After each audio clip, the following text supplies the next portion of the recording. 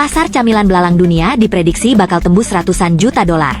Tapi siapa sangka, sebagian besar pasokannya justru datang dari rumah kaca sederhana di pedesaan Tiongkok. Di tempat-tempat inilah, ribuan belalang dibudidayakan dengan telaten. Aktivitas pemberian pakan dilakukan secara rutin, menjaga siklus pertumbuhan tetap stabil. Menariknya, peternakan belalang di Tiongkok sudah mulai mengadopsi teknologi. Beberapa di antaranya bahkan menggunakan rel kecil di dalam rumah kaca untuk menyebar rumput secara merata ke koloni belalang. Hemat waktu, hemat tenaga, dan tentu saja, lebih efisien. Saat ini, ada ratusan, bahkan kemungkinan lebih dari 1.000 peternakan seperti ini tersebar di berbagai wilayah Tiongkok. Tapi kenapa belalang? Jawabannya simpel. Mereka tinggi protein, rendah lemak, dan mudah dipelihara. Dalam bentuk kering, kandungan protein belalang bisa mencapai 65%, lebih tinggi dari daging sapi.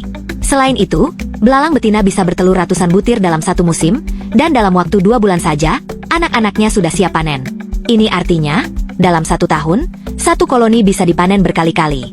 Biaya produksinya juga rendah, karena sebagian besar peternak menanam pakan belalang di sekitar lokasi peternakan mereka. Jadi semuanya bisa dilakukan mandiri, dari tanam rumput sampai panen belalang. Belalang yang sudah dipanen bisa dijual untuk berbagai keperluan. Ada yang dikirim ke pabrik dalam kantong jaring untuk dijadikan pakan ternak, ada juga yang langsung diolah untuk konsumsi manusia. Tapi yang unik, di beberapa pasar tradisional di Tiongkok, belalang bahkan dikirim hidup-hidup. Mereka dimasukkan ke dalam kantong jaring, dan pembeli bisa langsung memilih yang masih aktif bergerak. Katanya, belalang segar punya rasa lebih gurih dan tekstur lebih renyah kalau digoreng. Buat sebagian orang, ini mungkin aneh. Tapi buat pelanggan setia, ini justru daya tarik utamanya. Padahal, kalau mundur ke beberapa tahun lalu, ide beternak belalang ini sempat dianggap gila. Siapa yang mau ternak serangga? Tapi seiring makin tingginya kebutuhan protein alternatif dan krisis pakan global, pelan-pelan tren ini mulai dilirik. Sekarang, bukan cuma pelaku tradisional yang bermain di bidang ini. Banyak investor dan startup ikut turun tangan. Bahkan ada inkubator bisnis khusus untuk budidaya serangga. Jadi apa yang dulunya dianggap aneh, sekarang justru jadi peluang emas. Mungkin terdengar asing bagi sebagian orang. Makan serangga?